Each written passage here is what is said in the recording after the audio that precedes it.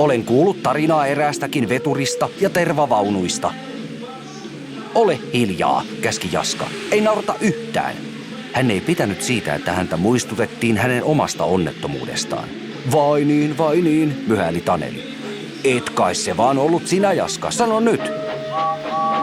Jaska ei sanonut mitään. Hän laahusti nyrpeänä pois. Hän on kiukkuinen, tirskui pahan ilkinen jarruvaunu.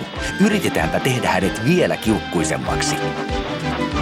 Jarrutelkaa, kikattelivat vaunut toinen toisilleen.